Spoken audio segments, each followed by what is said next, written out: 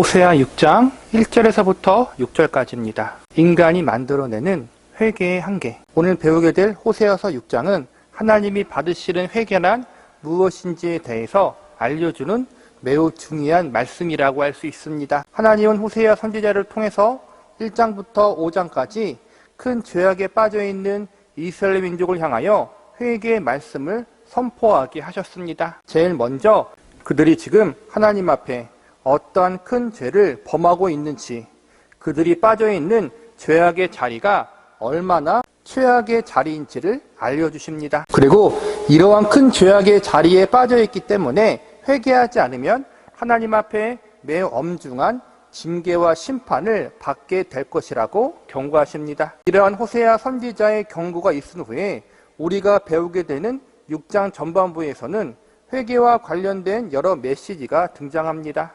본문 1절을 보시기 바랍니다. 오라 우리가 여호와께로 돌아가자. 여호와께서 우리를 찌르셨으나 도로 낫게 하실 것이요 우리를 치셨으나 싸매어 주실 것임이라. 여기서 보면 여호와께 돌아가자라는 메시지가 등장합니다. 여호와께 돌아가자라는 말은 죄에서 돌이켜 회개하자는 의미를 담고 있습니다. 이어지는 2절을 보시기 바랍니다. 여호와께서 이틀 후에 우리를 살리시며 셋째 날에 우리를 일으키시리니 우리가 그 앞에서 살리라. 2절의 말씀에서는 여호와께 회개하고 돌아가면 용서해 주실 뿐만 아니라 빠르게 회복시켜 주신다는 내용이 나옵니다. 본문 3절을 보시기 바랍니다. 그러므로 우리가 여호와를 알자. 힘써 여호와를 알자. 그의 나타나심은 새벽빛같이 어김없나니 비와 같이 땅을 적시는 늦은 비와 같이 우리에게 임하시리라 하니라. 3절에서는 회개하는 자들을 용서해 주시고 회복시켜 주시는 하나님이 어떠한 분이신지 알아가자는 고백적 내용이 등장합니다. 지금 언급했던 호세아서 6장 1절부터 3절까지의 내용은 호세아서 말씀에서 가장 유명한 말씀이고 가장 많이 인용되는 말씀들입니다. 1절부터 3절까지의 말씀을 공부할 때 우리는 크게 두 가지 관점에서 접근할 수 있습니다. 하나는 이 고백의 내용들을 죄를 범한 이스라엘 백성들이 하나님 앞에 참여하는 내용이라고 보는 관점입니다. 또 하나의 관점은 호세아 선지자가 이스라엘 백성들을 향하여 간곡하게 외치는 회개 촉구의 메시지로 바라볼 수 있습니다. 호세아 선지자가 자신의 민족의 죄를 자신의 죄라는 관점에서 다 함께 죄에서 돌이키는 삶, 다 함께 회개하고 하나님 앞에 나아간 삶을 살자고 간곡히 요청하는 메시지로 바라볼 수도 있습니다. 우리는 오늘 호세아서 6장의 말씀을 이 두 가지 관점으로 접근해 보려고 합니다. 그리고 이 두 가지 관점을 통해서 하나님이 받으시는 회개란 무엇인지에 대해서 알아보는 시간을 가져보도록 하겠습니다. 첫 번째, 이스라엘 백성들이 회개하는 관점에서 살펴보도록 하겠습니다. 1절부터 3절의 말씀을 보면 총 8번이나 우리라는 말이 등장합니다. 그리고 내용을 보면 회개와 회복에 관련된 내용들이 등장하고 있습니다. 오라 우리가 여호와께로 돌아가자. 우리를 살리시며 일으키실 것이다. 우리가 여호와를 알자.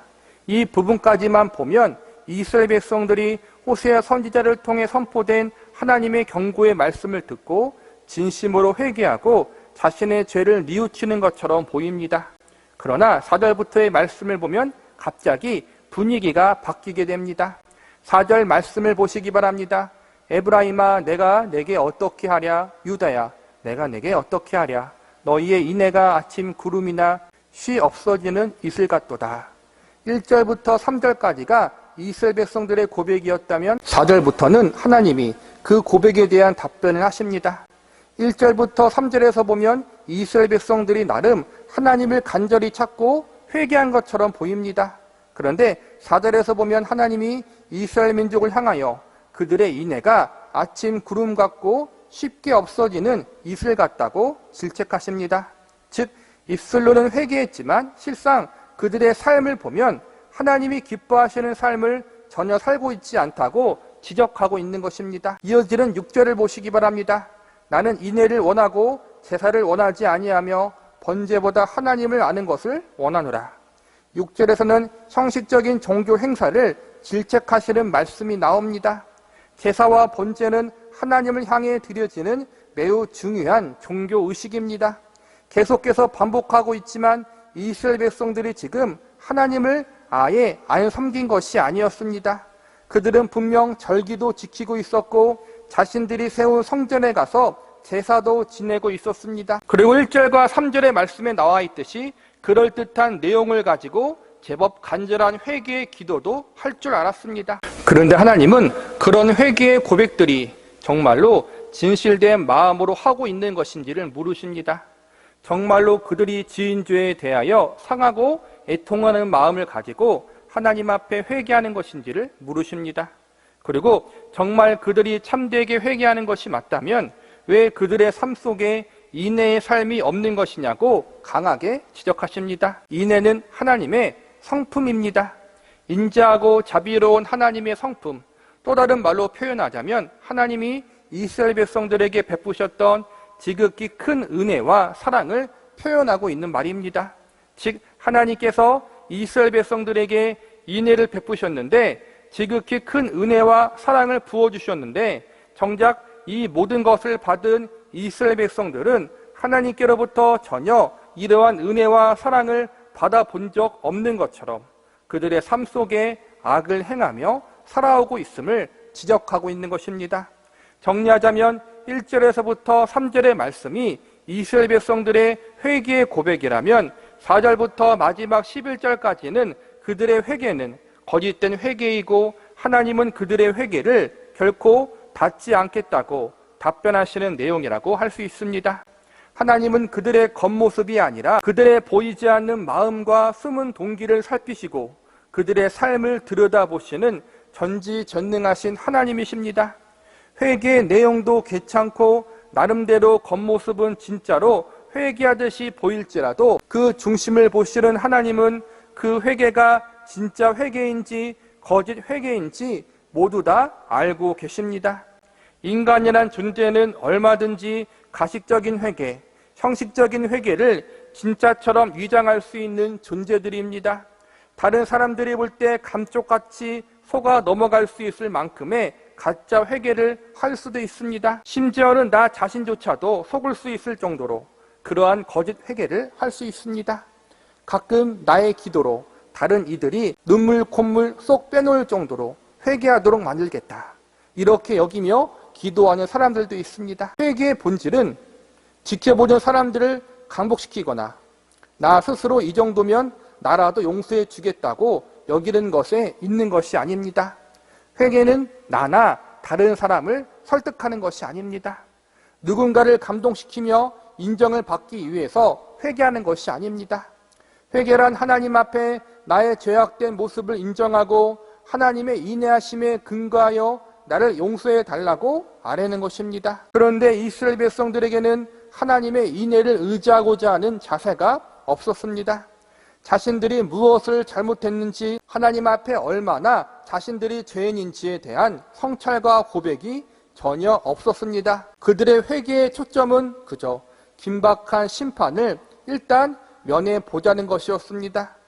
지극히 큰 하나님의 은혜와 사랑을 경험했으면서도 은혜와 사랑을 받은 자답게 살아가지 못한 것에 대한 애통함이 없었습니다. 하나님은 이러한 그들의 회개를 받지 않으셨습니다. 왜냐하면 그들의 회개는 참된 회개, 진실된 회개가 아니었기 때문입니다. 이스라엘 백성들이 만들어낸 회개는 결국 하나님이 받으시는 회개가 아니었습니다. 회개는 화려하고 멋있는 말들로 하는 것이 아니라 진실되게 상하고 애통하는 마음으로 해야 하는 것입니다. 나는 죄인이고 하나님의 용서를 받을 자격이 없지만 그럼에도 하나님의 인자하심과 자비로우심을 겸손히 의지하여 나아가는 것이 참된 회개입니다. 저와 여러분은 오늘 말씀을 통해서 이스라엘 백성들이 범했던 형식적인 회개, 잘못된 회개의 모습을 따르지 않기를 바랍니다. 하나님의 인애를 의지함으로 상하고 애통하는 마음을 가지고 진실되게 회개할 수 있는 우리가 되기를 기도합니다. 번째로 호세아 선지자가 백성들에게 회개를 촉구하는 관점에서 살펴보도록 하겠습니다. 이번에 살펴볼 관점은 1절과 3절의 말씀이 이스라엘 백성들의 죄를 안타까워하며 호세아가 그들의 죄를 자신의 죄라고 여기며 다 함께 회개하자고 촉구하는 내용으로 받아들이는 관점입니다. 우리 민족의 죄가 나의 죄구나. 나도 이 죄에서 자유로울 수 없다. 우리 모두 다 함께 하나님께 돌아가 회개합시다. 이러한 내용으로 받아들일 수 있는 것입니다. 1절부터 3절까지의 내용을 자세히 보면 단순히 회개만 촉구하는 것이 아니라 회개하면 뒤따르게 될 하나님의 용서와 회복에 대한 말씀도 함께 포함되어 있습니다. 1절에서는 회개하면 하나님께서 도로 낫게 해주시고 싸매어 주실 것이며 2절에서는 살려주시고 일으켜 주실 것이라는 말씀이 나와 있습니다. 3절에서는 늦은 비에 축복을 주신다는 말씀이 나와 있습니다. 용서와 회복에 대한 말씀들은 모두 구약의 율법에 나와 있는 말씀들을 근거로 하고 있는 내용들입니다. 즉 회개하면 하나님께서 반드시 용서하시고 회복해 주신다는 것이 이미 율법에 약속되어 있으니 회개할 것을 주저하지 말라고 호세아 선지자가 강하게 촉구하고 있는 것으로 볼 수 있습니다. 호세아가 먼저 회개에 앞장서 보이며 이스라엘 백성들이 어떻게 회개할지를 알려줄 테니 자신과 함께 하나님 앞에 나아가 진실되게 회개하자는 것이 1절부터 3절까지의 내용이라고 할 수 있는 것입니다.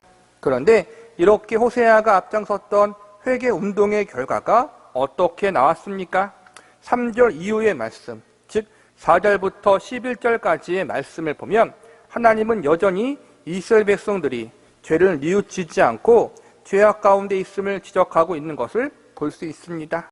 본문 5절을 보시기 바랍니다.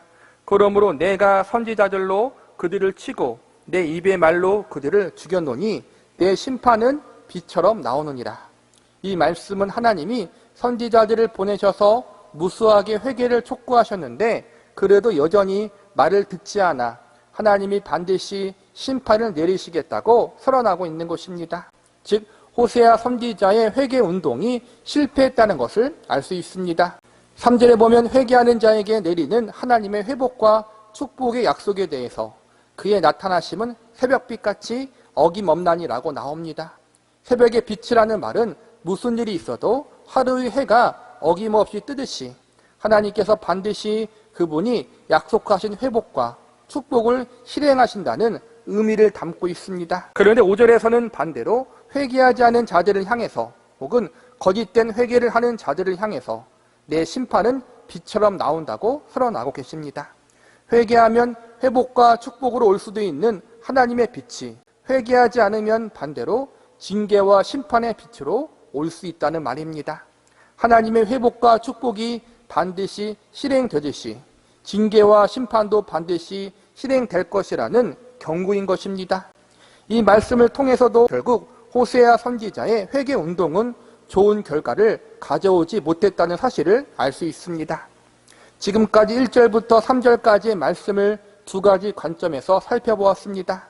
제일 먼저는 이스라엘 백성들이 직접 회개하는 관점에 대해서 살펴보았고 그 다음은 호세아 선지자가 앞장서서 이스라엘 백성들의 회개를 촉구하며 회개 운동을 전개하는 관점에서 살펴보았습니다. 오늘 설교의 주제는 회개를 함에 있어서 이 두 가지 관점 중 어떤 것이 더 좋으냐를 이야기하는 것은 아닙니다. 오늘 설교의 핵심은 결국 죄인된 인간이 스스로 하나님이 만족할 만한 회개를 만들어낼 수 없다는 것에 있습니다.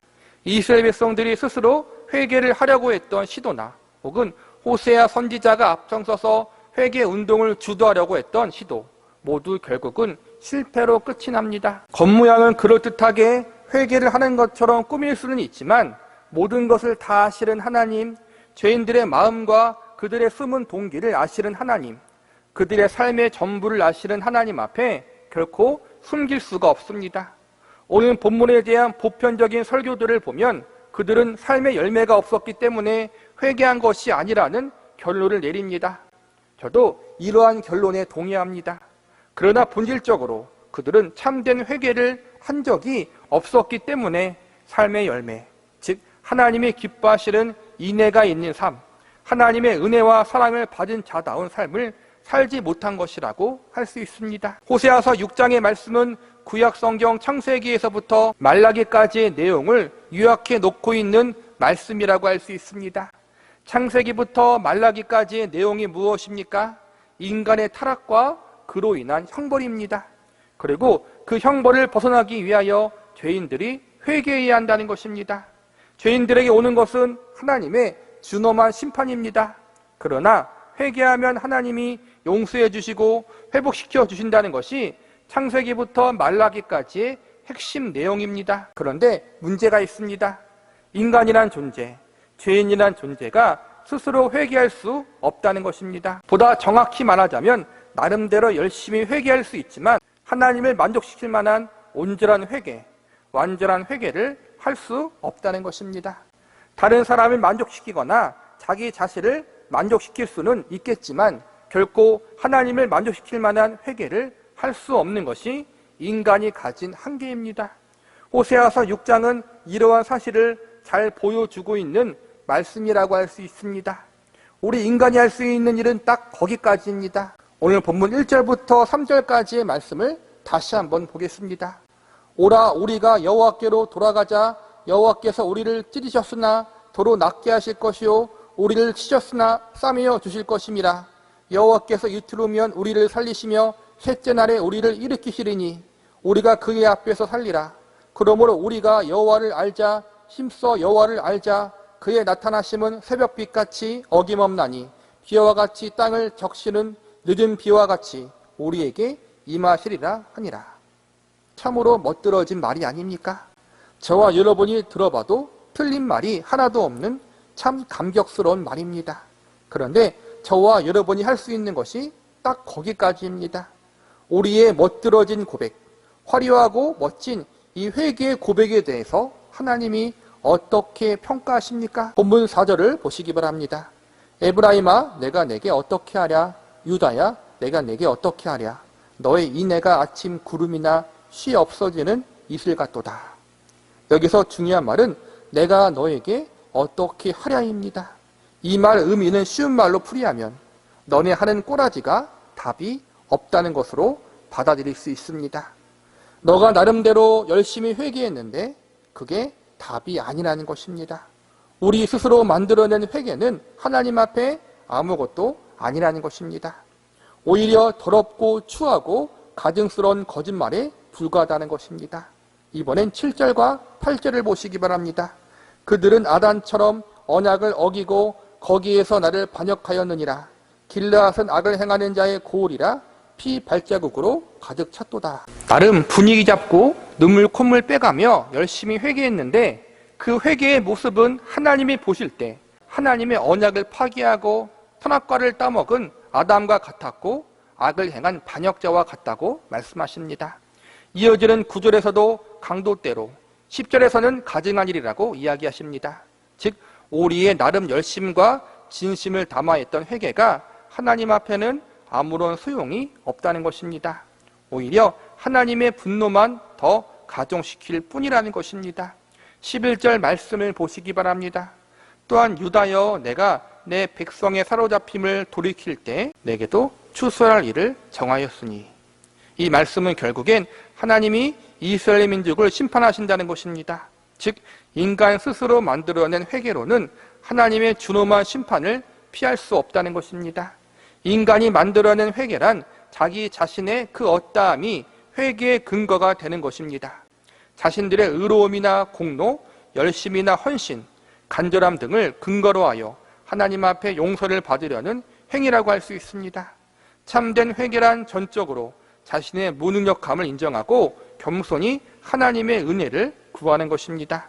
내가 만들어낸 그 무엇을 가지고 하나님 앞에 나와 용서해 주십시오라고 할 수 없다는 것을 우리는 알아야 합니다. 하나님이 받으시는 회개란 결코 용서받을 수 없을 만큼 큰 죄를 지은 우리지만 하나님의 인애하심, 그분의 인자하심과 자비로우심, 그분의 은혜와 사랑만이 우리의 허다한 죄와 허물을 덮어주시고 용서해 주실 수 있는 유일한 근거라는 사실을 인정하고 겸손히 하나님 앞에 그것을 구하는 것입니다. 하나님은 4절과 6절에서 이스라엘 백성들의 인애 없음을 지적하십니다. 이는 이스라엘 백성들의 삶의 모습이 하나님 백성들로서 합당하지 않다는 것을 의미하고 있고, 동시에 그들이 하나님의 인애를 의지하지 않는 삶을 살아가고 있음을 지적하고 있는 것입니다. 다시 한번 말씀드리지만 우리가 만들어낸 그 어떠한 것으로 하나님의 용서를 받아낼 수 없다는 사실을 알아야 합니다. 심지어 우리가 진심을 담아한 회개조차도 하나님 앞에 더럽고 추한 행위에 불과합니다.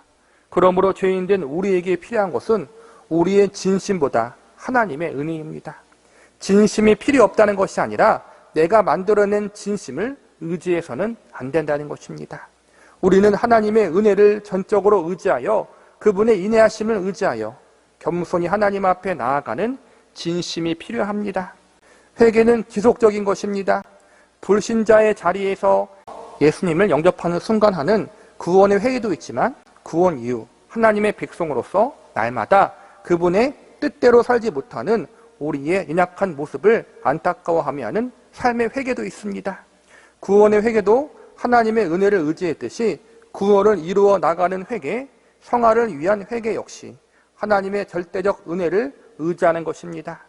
나의 죄를 용서해 주시고 나를 구원해 주시는 것은 나의 그 무엇이 아니라 오직 하나님의 인자하심과 자비로움이라는 사실, 궁극적으로 예수 그리스도의 대속의 은혜와 공로만이 우리의 모든 죄를 사하여 주실 수 있다는 사실을 겸손히 고백하며 하나님의 은혜와 자비하심을 붙잡고 하나님이 받으시는 참된 회개의 길로 나아갈 수 있는 저와 여러분이 되시기를 기도합니다. 호세아 6장 4절에서부터 11절까지 죄악의 상태로 가지 않기 위한 가르침.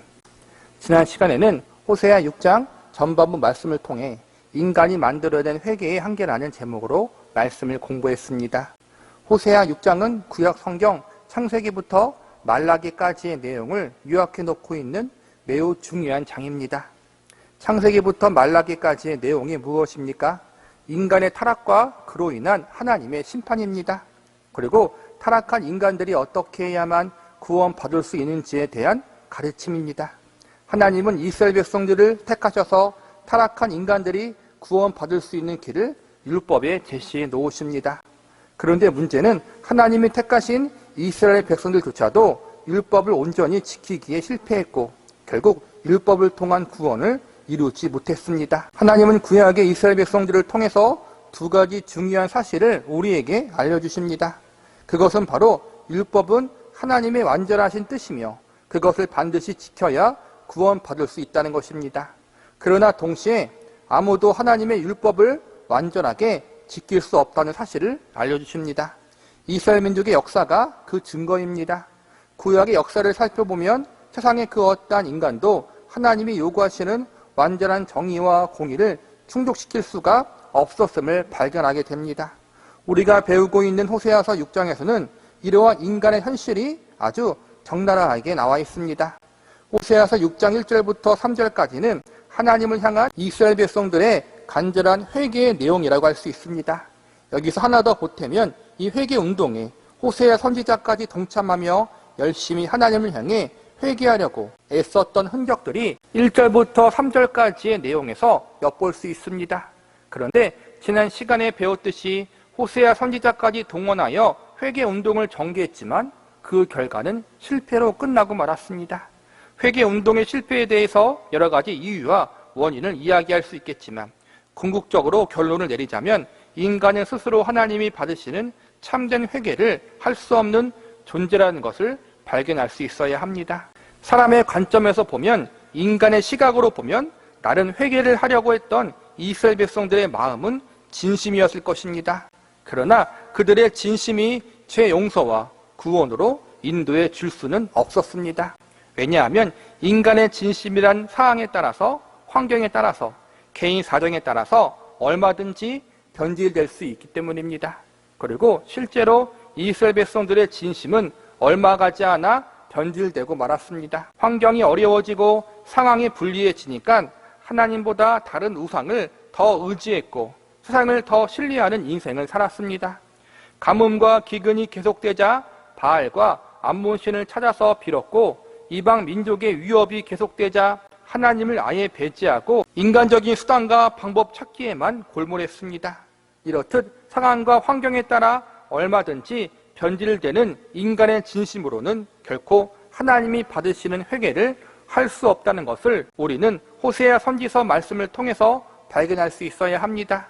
그런데 이러한 교훈은 호세아 선지서의 말씀에만 기록된 것이 아니라 구약의 모든 말씀 속에 기록되어 있습니다. 구약 성경의 핵심 가르침이 바로 인간이 만들어낸 그 어떠한 것으로도 하나님의 정의와 공의를 만족시킬 수 없다는 사실을 가르치고 있습니다.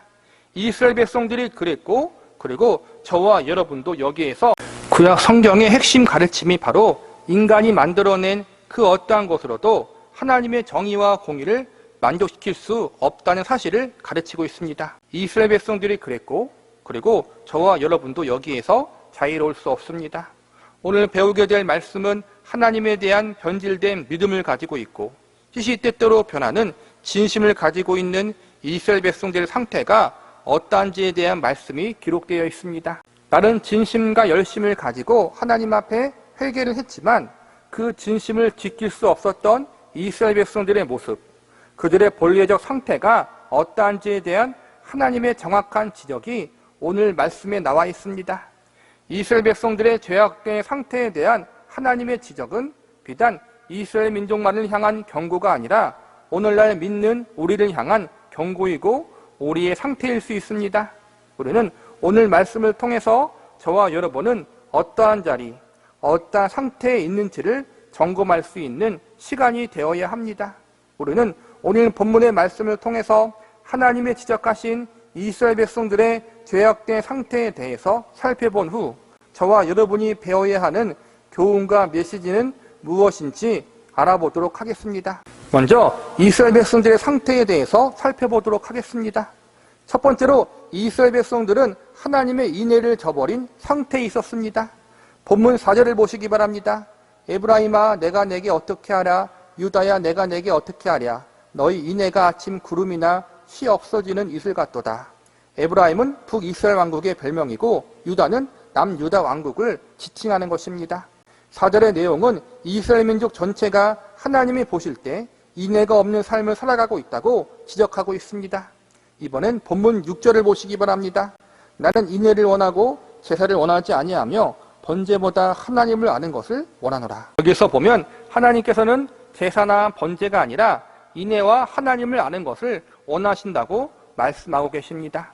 즉 이스라엘 백성들은 나름대로 하나님을 향한 종교 활동을 계속 이어가고 있었다는 것을 알 수 있습니다. 그런데 그러한 종교 활동이 하나님 보실 때에는 하나님과 전혀 상관이 없는 형식적인 행사에 불과하다고 말씀하고 계십니다. 인애란 하나님이 가지고 있는 성품으로서 그분의 인자하심과 자비로우심을 의미합니다. 좀 더 쉬운 말로 하나님의 은혜와 사랑이 곧 하나님의 인애와 같은 말이라고 할 수 있습니다.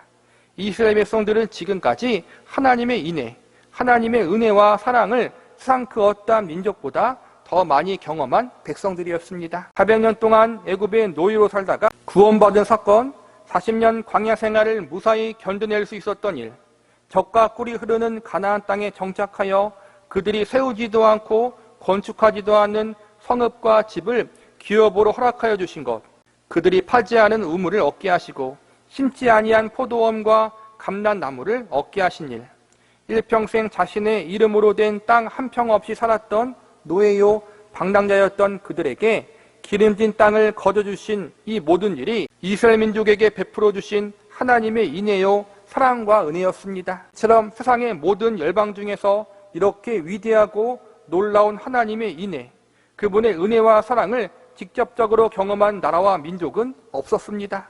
그런데 이러한 이스라엘 백성들의 모습이 하나님이 보실 때 인애도 없고 하나님을 아는 지식도 없는 상태에 있었습니다.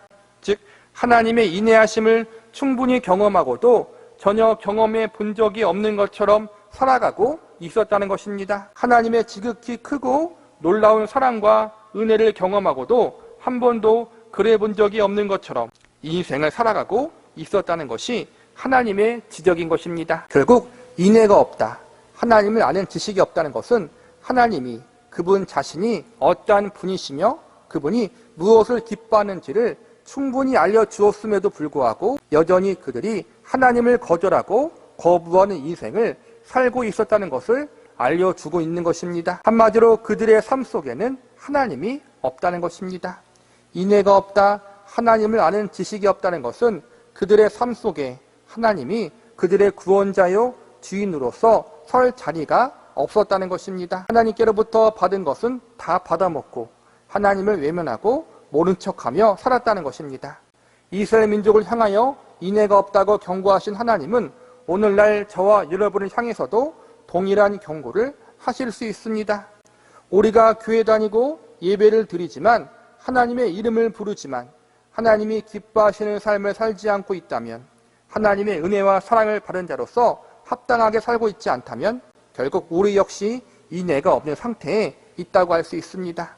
하나님이 어떠한 분이신지 불신자들보다 더 많이 알고 있고 그분의 은혜와 사랑을 세상 사람들보다 더 많이 경험했음에도 불구하고 하나님의 백성답게 살지 못하고 있다면 우리 역시 이스라엘 백성들과 별반 다를 바가 없는 상태에 있는 것입니다. 그러므로 우리는 우리 자신을 점검해 봐야 합니다.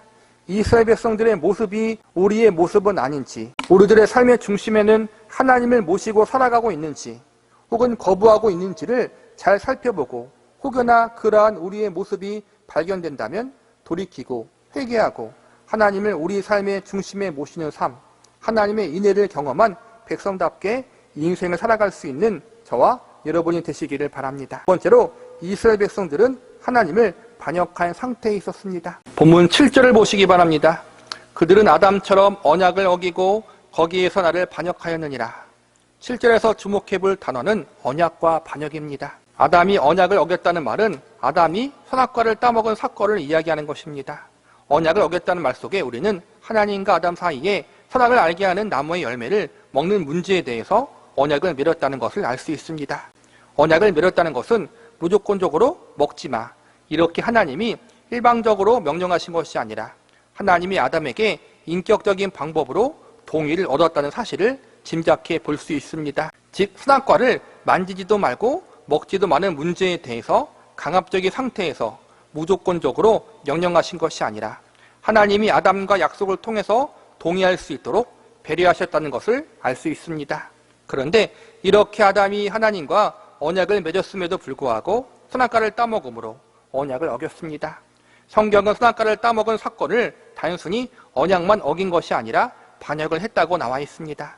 반역이란 말이 나온 것은 아담이 언약을 어긴 사건이 하나님의 통치와 다스리심, 그분의 왕되심을 거부하고 거절한 것과 같기 때문입니다. 선악과를 먹었다는 것은 선악의 기준이 하나님의 말씀이 아니라 자기 자신의 판단이 되는 것이고, 이는 결국 하나님이 주인이 아니라 내가 내 인생의 주인이라는 선언과도 같은 것입니다. 정리하자면 창조주 하나님이 피조물인 아담을 인격적으로 대우해 주시고 사랑과 은혜 가운데 언약을 맺어 주셨는데 아담이 그것을 깨버리고 스스로가 왕이 되고 주인이 되는 길을 택했다는 것입니다. 과거 이러한 아담의 모습이 지금 이스라엘 백성들 가운데에서 동일하게 벌어지고 있다는 것이 오늘 본문의 지적입니다. 이스라엘 백성들이 죄악의 자리에 있는 것은 하나님과 언약을 어기는 일이고 하나님께 반역하고 있는 행위입니다. 이는 결국 아담처럼 하나님의 선하신 통치와 다스리심을 거절했기 때문이고 하나님이 주인 되심, 왕 되심을 거부하고 스스로가 주인 되어 왕이 되는 인생을 살아가려고 했기 때문입니다. 믿지 않은 세상 사람들이 주장하는 것이 스스로가 주인된 인생을 살라는 것입니다. 그 누구에게도 구애받지 말고 눈치 보지 말고 스스로가 하고 싶은 대로 인생을 살라고 가르치고 있습니다. 참으로 멋진 말처럼 들리지만 성경은 그것이 바로 하나님 앞에 반역하는 행위이고 그것이 바로 죄라고 이야기하고 있습니다. 우리는 사단의 유혹에 속아 넘어가면 안 됩니다. 세상과 사단은 인생의 주인이 내가 된다면 행복하다고 거짓말을 합니다. 선악과를 먹으면 하나님과 같이 된다고 거짓말을 했던 사단과 동일하게 우리를 속이려고 합니다. 그러나 아담이 그 말에 속아 선악과를 먹은 순간 그는 자신의 벌거벗음에 부끄러워하며 두려움에 사로잡혀 숨어 다니는 인생을 살게 되었습니다. 하나님이 허락하신 에덴 동산에서 더 이상 살 수 없게 되었습니다. 하나님이 주인 되시고 왕 되시는 인생을 살 때는 부끄러움이나 두려움도 없습니다. 인생이 행복했습니다. 그러나 자신이 주인 되고 왕이 되는 인생을 살 때에는 부끄러움과 두려움에 사로잡혀 인생을 불행하게 살 수밖에 없었습니다. 우리도 조심해야 합니다. 이스라엘 백성들도 하나님이 아니라 스스로 주인이 되고 왕이 되면 행복할 줄 알았습니다. 하나님 대신 바알을 섬기고 이방 민족을 가까이 하고 물질을 사랑하고 세상이 주는 쾌락을 즐거워하면 행복할 줄 알았는데 그 결과는 그들을 멸망의 길로 이끌었습니다. 우리도 조심해야 합니다. 우리 자신이 주인이 되면 내가 하고 싶은 것을 마음껏 할 수 있으며 우리는 그것이 행복이라고 생각합니다. 그러나 이스라엘 민족의 역사가 그리고 하나님 없이 살았던 우리의 인생에 증명하듯이 그것은 참된 행복이 아닙니다. 하나님 안에 참된 행복이 있고 하나님의 다스리심 속에 참된 평안과 안식 그리고 자유가 있음을 우리는 알아야 합니다. 세상과 사단의 유혹에 속지 마시기 바랍니다.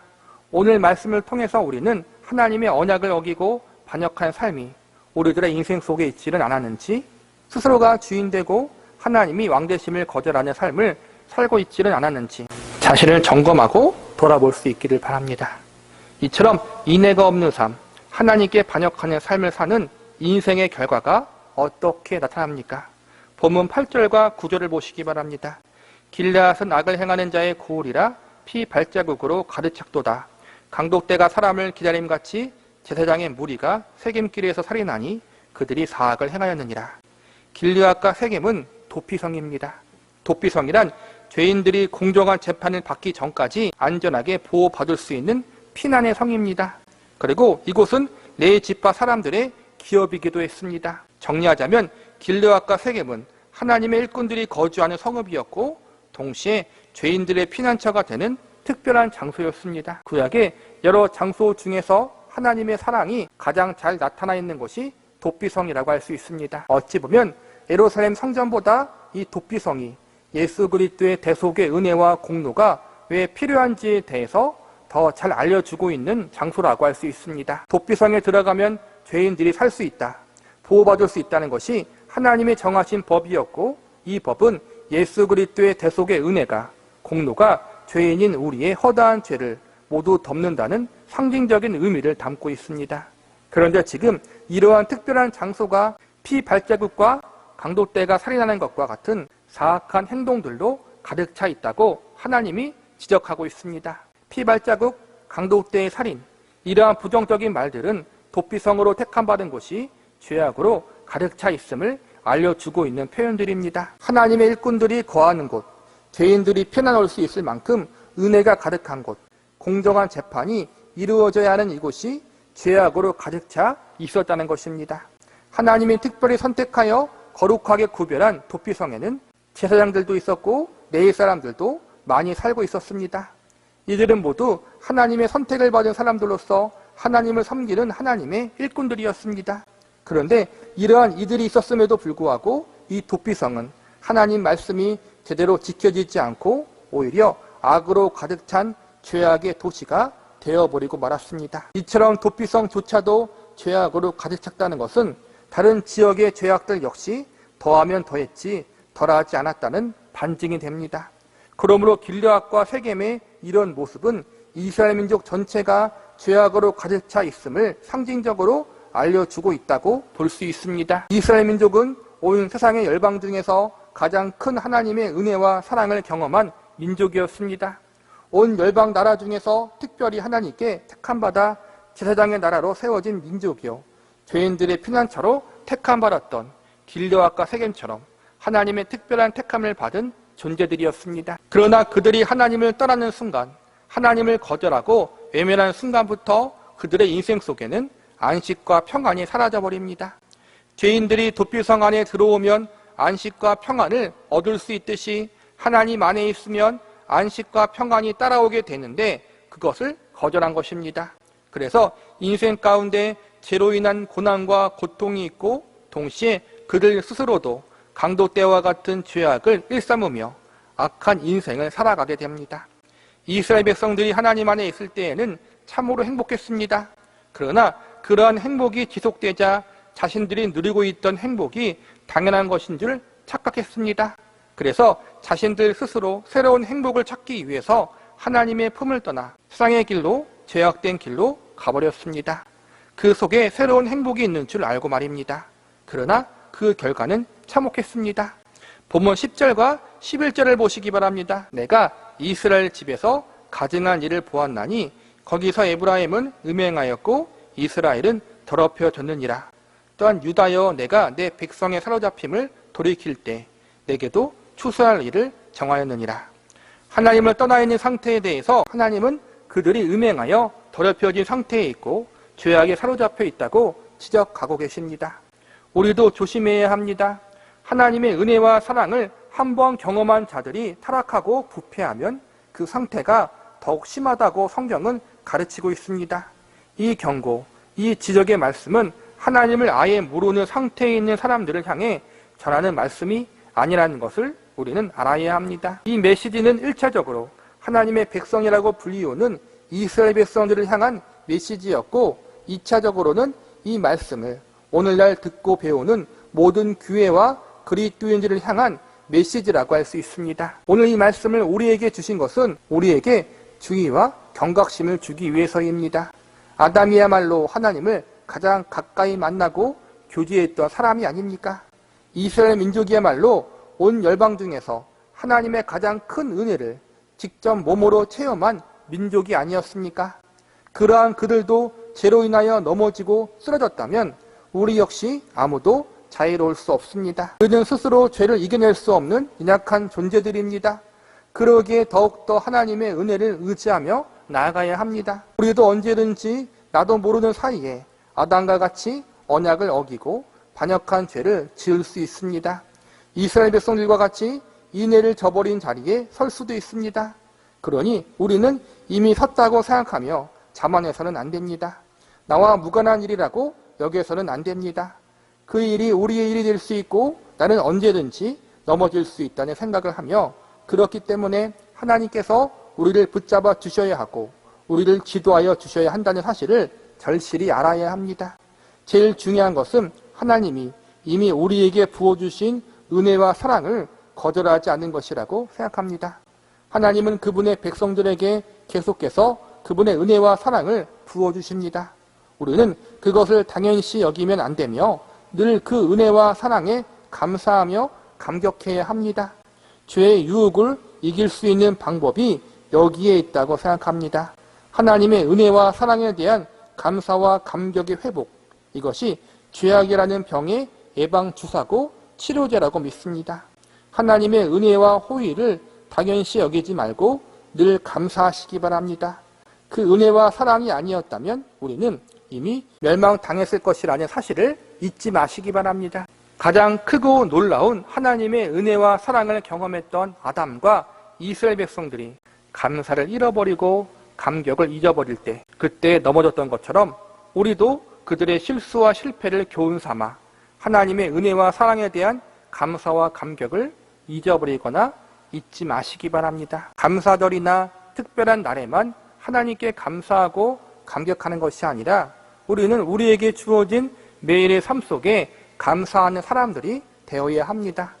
무엇보다 예수 그리스도를 통하여 우리에게 부어주신 하나님의 사랑에 대한 감사와 찬양의 노래가 우리들의 인생 속에 계속적으로 고백되어져야 합니다. 이것이 우리가 죄악의 자리에 빠져 들어가지 않는 예방책이고 죄의 유혹과 죄가 가져오는 파괴적인 결과를 이겨낼 수 있는 치료책입니다. 예수님의 생명의 값을 지불하시고 우리를 구원하신 하나님의 은혜에 대한 감격과 환희가 우리들의 삶 속에 지속적으로 기억되어지고 적용되어질 수 있기를 기도합니다.